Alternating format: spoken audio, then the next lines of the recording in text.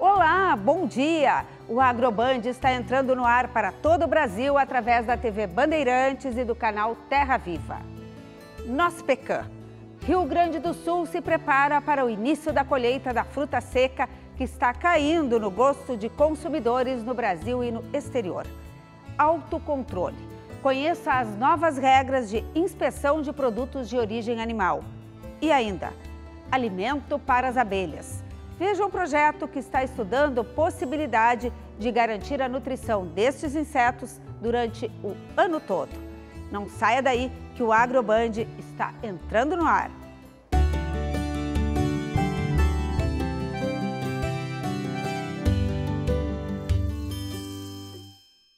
Um projeto desenvolvido em parceria com a Emater do Rio Grande do Sul está buscando alternativas para a alimentação de abelhas durante o ano inteiro. Eu conversei com o produtor que está participando do experimento. Os resultados serão apresentados no mês de junho. Produção intensiva de mel usando pastagem apícola. É isso que a gente vai descobrir agora como funciona conversando com o Alisson.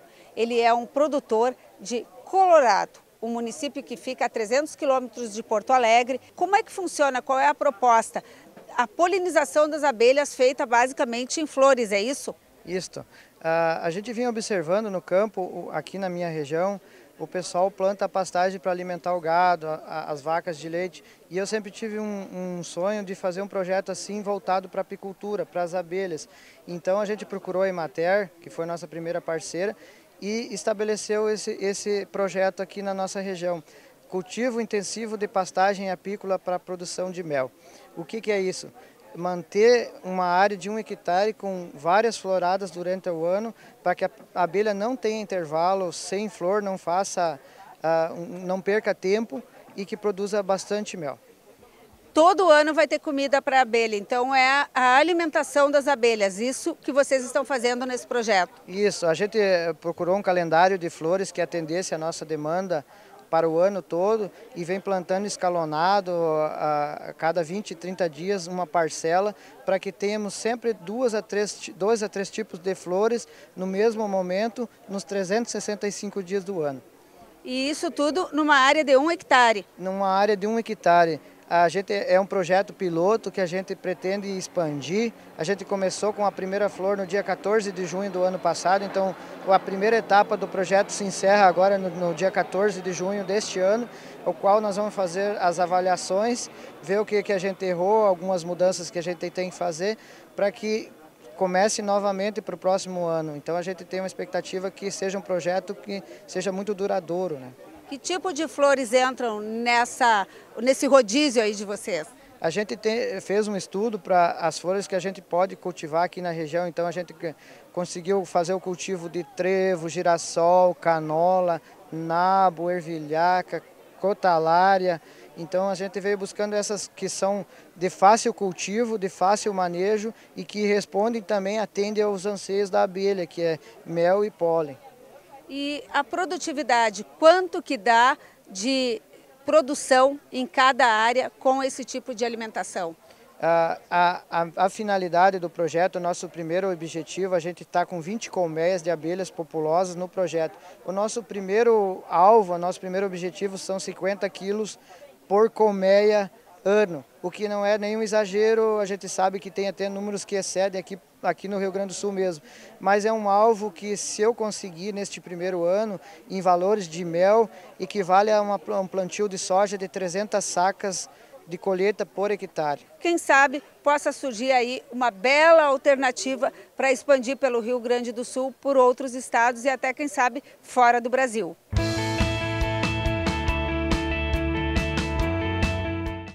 Nosso assunto agora é a Nospecan.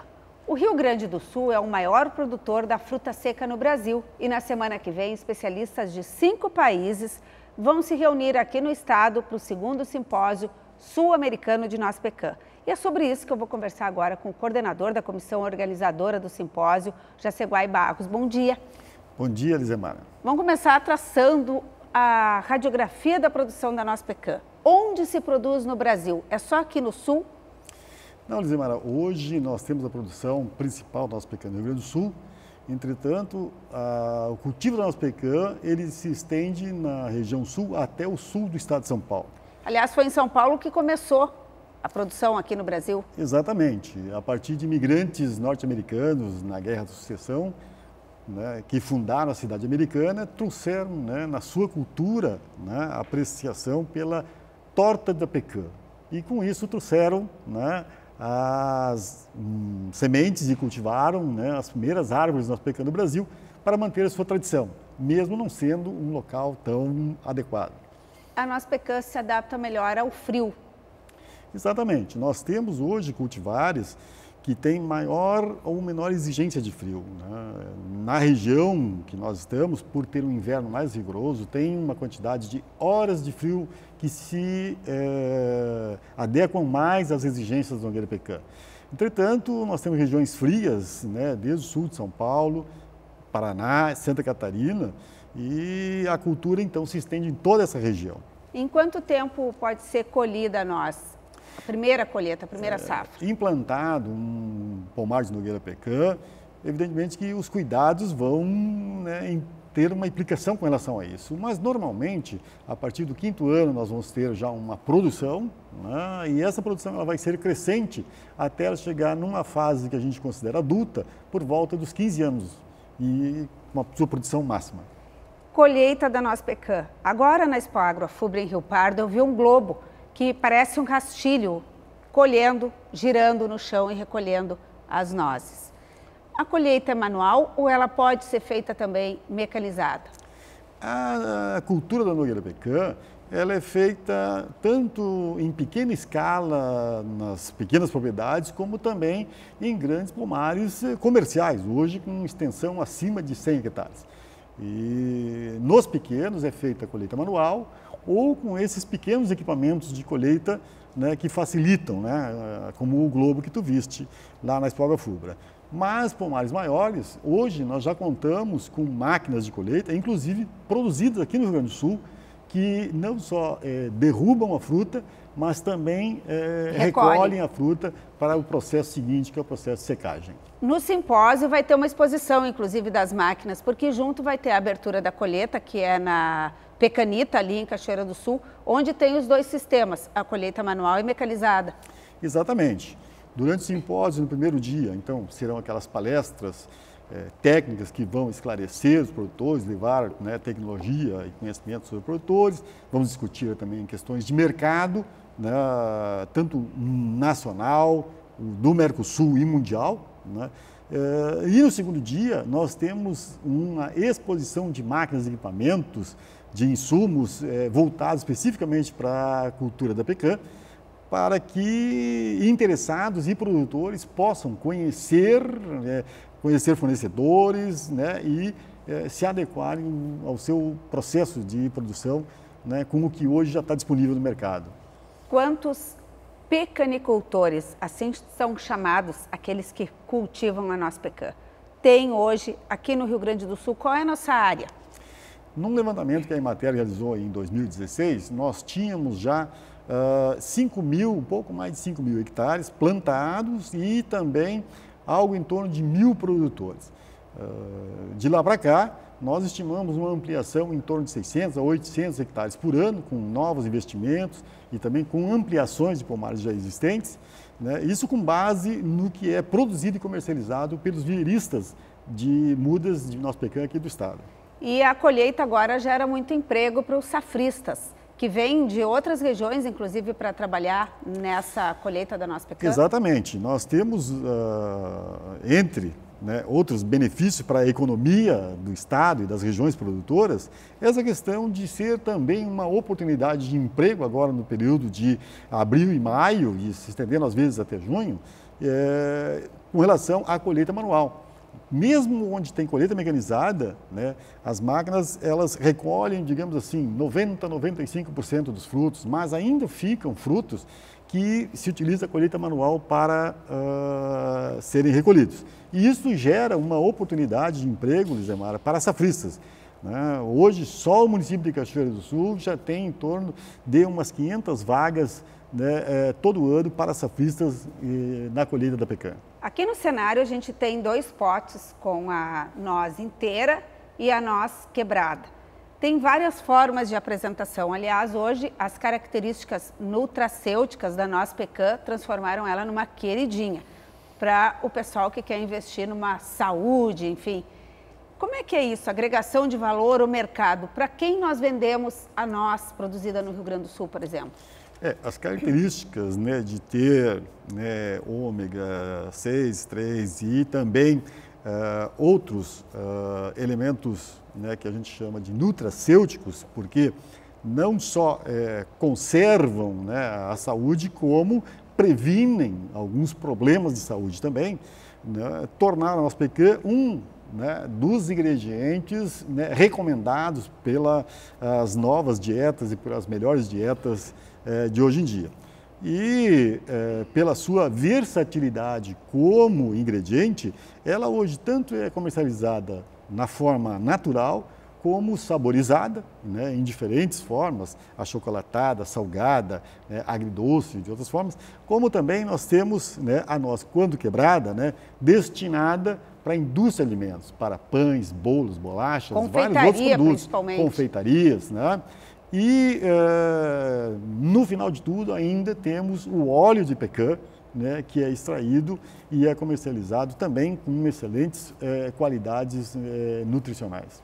E a gente observa que tem uma preocupação também com a apresentação em embalagens diferentes, com porções menores, porque hoje tem uma recomendação nas dietas que pode ser consumir diariamente, uma unidade, 2, 3. Vocês estão entrando, se adequando também a esse tipo de comércio? As indústrias hoje, elas estão voltadas para atender, né, 2 grandes segmentos. O segmento da indústria de alimentos propriamente dito, que aí, então são embalagens maiores de produto, né, como também diretamente, né, as redes varejistas, né, os mercados, onde então hoje nós estamos trabalhando com produtos em sachês, em pequenas latinhas, potes, né, todas essas formas de apresentação de pequenas quantidades, que a gente diz assim, é um lanche saudável, né, que as pessoas podem comprar e adquirir. É uma forma de nós estarmos trabalhando a noz pecan, né, nesse mercado de grandes cidades, onde a alimentação ela né, muitas vezes corrida durante o dia. Então, uma porção de noz pecan, né, ela torna muito mais a dieta das pessoas. E no simpósio são 5 países. Como é que a gente está nesse cenário com esses nossos vizinhos, por exemplo, aqui, que vão vir participar deste evento? Nós estamos trazendo, no primeiro dia, no dia 11, um técnico americano que tem uma larga experiência na parte de produção e hoje ele faz consultoria internacional, porque nós temos polos de produção na África do Sul, né, o maior de todos nos Estados Unidos e México, na África do Sul, na própria China e no Brasil. E ele faz consultoria nesses outros países. Para nós é importante essa visão de mercado mundial, né, da noz pecan, nós queremos participar disso também, como também o conhecimento dele, que foi professor da Universidade de Auburn, né, para a solução de problemas, né, no cultivo da noz pecan. Além dele, nós temos também pesquisadores, né, do INTA e do INEA, da Argentina, do Uruguai, do INEA do Chile, né, que vão nos trazer também, né, o que a pesquisa de lá está fazendo. O Chile tem uma tradição muito grande na fruticultura, né, e então muitas soluções nós podemos pegar, né, do que já foi feito em pesquisa lá. E a oportunidade de reunir também os nossos pesquisadores aqui do Paraná, de Santa Catarina e do Rio Grande do Sul, juntamente com esses outros pesquisadores, para uma troca, né, que é algo muito importante para toda a cadeia como um todo. Que bacana, que legal que a gente vai sediar aqui na região central do Rio Grande do Sul, Cachoeira do Sul, então, para esse simpósio aí que vai trazer esse pessoal de fora. E vamos avançar na pecanicultura pelo sul do Brasil. Obrigada, bom simpósio para vocês. Aguardamos todos lá. E você tem o hábito de ler o rótulo dos alimentos que você compra? Nós fomos conhecer um projeto que tem o objetivo de informar a população sobre os ingredientes e substâncias presentes em cada produto. Veja só.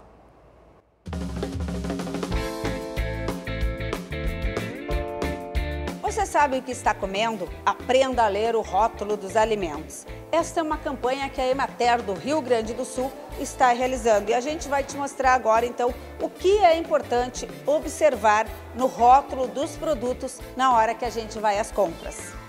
Ana, o que o consumidor deve observar no rótulo dos alimentos na hora que ele vai às compras? Então, primeiramente a gente olha a data de validade desse alimento, ver se ele está próprio para consumo, né?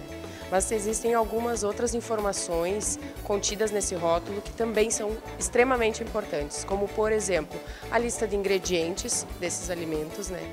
Para a gente saber o que realmente a gente está consumindo ali.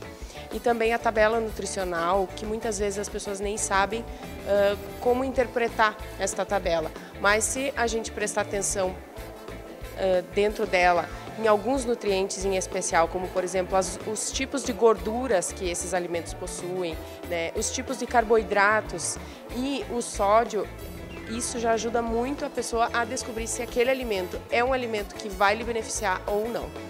E tem também no rótulo uma informação na embalagem sobre a porção, o equivalente a uma medida tradicional de consumo. Exatamente. Essa porção é um guia para se basear na quantidade de alimento que tem aqueles nutrientes. Então, muitas vezes, a porção vai ser uma colher de sopa ou então alguns biscoitos de dentro da embalagem. Então, a gente tem que ficar atento, porque aquele valor que está mostrando ali naquela tabela nutricional é o valor referente àquela pequena porção. E vocês estão fazendo uma campanha, a Emater está levando essas informações, está divulgando. Onde vocês estão divulgando? Como que é essa campanha?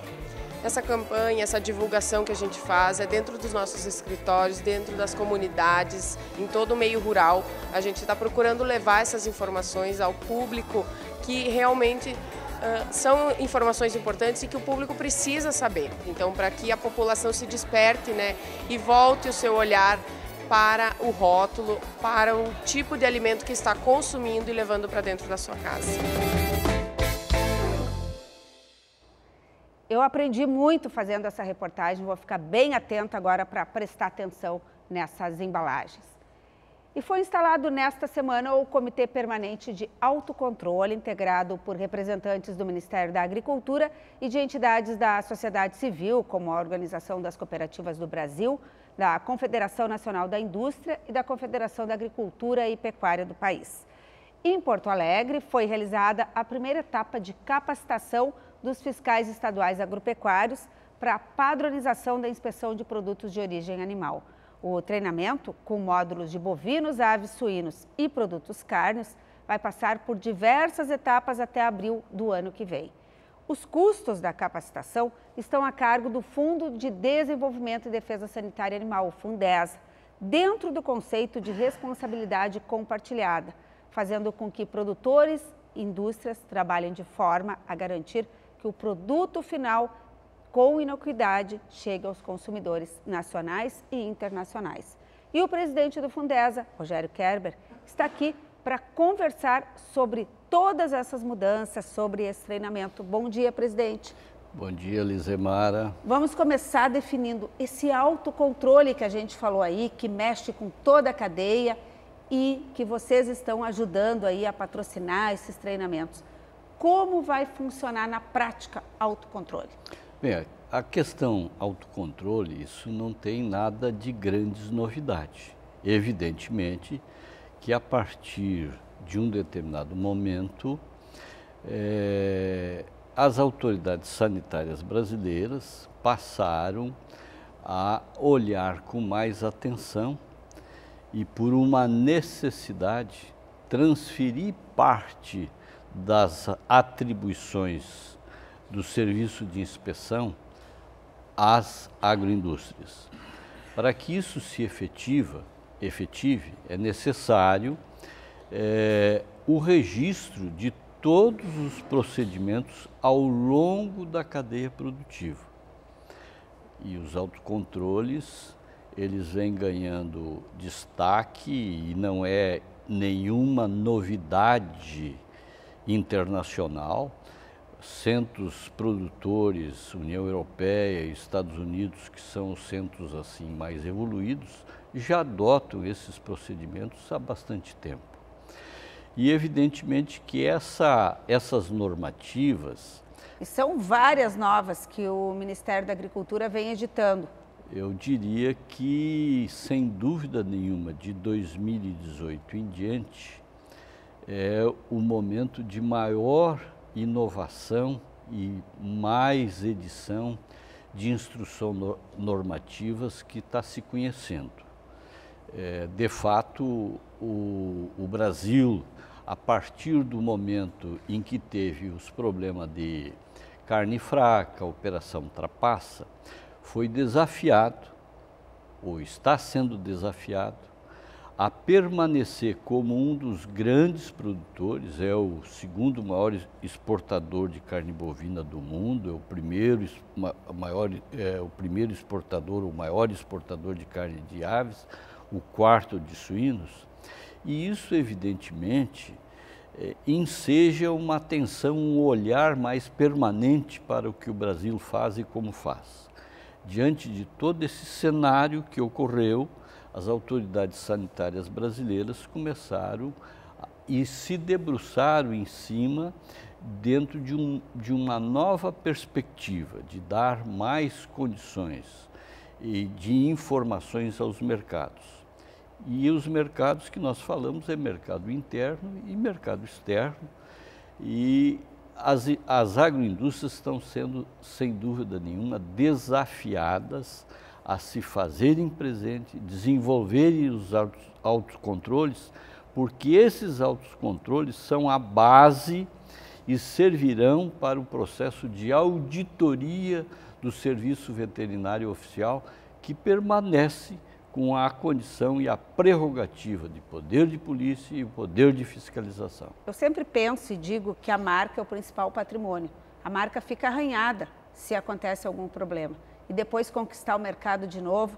Então, elas têm a responsabilidade de oferecer o produto final e os agentes oficiais, Ministério Público, Secretaria da Agricultura, fiscalizar, fazer auditorias, e elas não vão ter data para ser marcadas, enfim, vão ser de repente para ver se pega alguma irregularidade, se houver. Sem dúvida nenhuma, Lisamar. Você está fazendo uma observação pertinente. Se no campo de saúde animal, a saúde animal é o maior patrimônio da produção brasileira, a marca, a empresa o seu grande patrimônio é a sua presença no mercado. Como é que o Fundesa entrou nesse processo todo de treinamento? Bem, em 2018 ocorreram debates com relação à inspeção estadual, que nós estamos se referindo única e exclusivamente à capacitação dos fiscais estaduais agropecuários. Nesses debates, foi mediado e foi coordenado essa avaliação pelo Ministério Público. E se chegou ao entendimento que deveria se promover uma capacitação, um treinamento, tanto de parte dos fiscais quanto das empresas, para que houvesse uma harmonização de entendimento de legislação, dos procedimentos, no sentido de qualificar a produção gaúcha que chega à mesa do consumidor, e mesmo porque, no presente momento, nós temos uma outra figura de inspeção, que é a adoção do CISB por parte de empresas que passam a ter condições de colocar o seu produto fora do estado do Rio Grande do Sul. Então é um passo a mais que está sendo dado, que o Rio Grande do Sul e as empresas do Rio Grande do Sul estão fazendo, e se entendeu necessário então promover essa capacitação, que começou agora no mês de março e que se conclui no mês de abril de 2020. O Fundesa foi demandado, foi chamado, e faz parte dessa parceria. Secretaria da Agricultura, Ministério da Agricultura, Fundesa, as instituições que representam as agroindústrias abatedoras de aves, de suínos, e bovinos e bubalinos e ovinos também, nessa grande construção. Eu acho que com isto, e certamente o consumidor gaúcho e o consumidor brasileiro terá um produto ainda melhor do que já tem. Que bom, ótimo, adoro ouvir isso. A gente que é consumidor, né, precisa de todas essas garantias. Muito obrigada. O Agroband vai para um rápido intervalo, mas daqui a pouco a gente volta. Não sai daí.